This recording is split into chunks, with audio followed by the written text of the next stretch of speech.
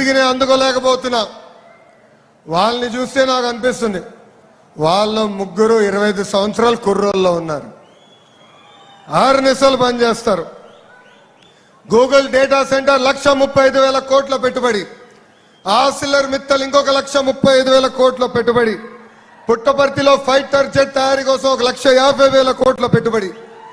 అమరావతి పోలవరం పనులకి నిధులు. విశాఖ ఉక్కుని మనం కాపాడుకున్నాం. విశాఖపట్నంలో రైల్వే జోన్ ఏర్పాటు చేసుకున్నాం.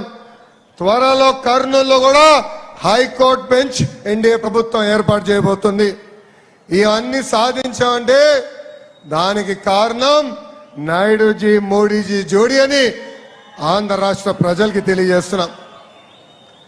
23 నెలల్లో స్పీడ్ ఆఫ్ డూయింగ్ బిజినెస్ అంటే ఏంటో మనం చేసి చూపించాం.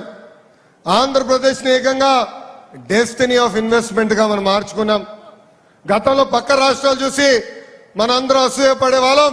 అలాంటిది 23 నెలల తర్వాత పక్క రాష్ట్ర ప్రజలు ఈరోజు ఆంధ్ర రాష్ట్రం చూసి అసూయపడే రోజులు తీసుకొచ్చాం.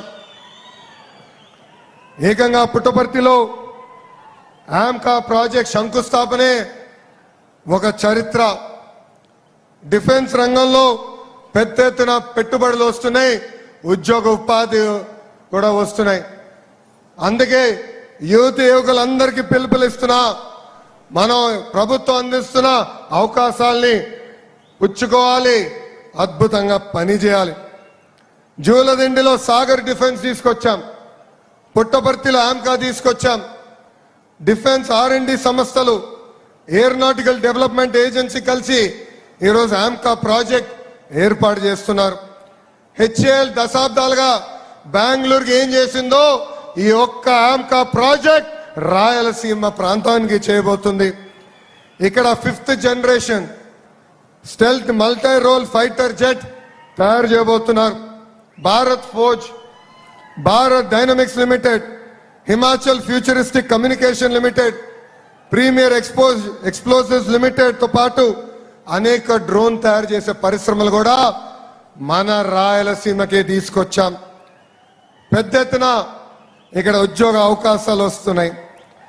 ఇతర దేశాలు కూడా మన అనంతపురం జిల్లాలో తయారు చేసిన డిఫెన్స్ వస్తువుల్ని ఎక్స్పోర్ట్ చేసే రోజులు కూడా త్వరలో ఉండబోతున్నాయి. ఇప్పుడు ఆమ్కా రాకతో ఉమ్మడి అనంతపూర్ జిల్లా డెవలప్మెంట్ లో నంబర్ 1 స్థానంలో నిలబడబోతుంది. हर बड़े प्रोजेक्ट के पीछे एक कहानी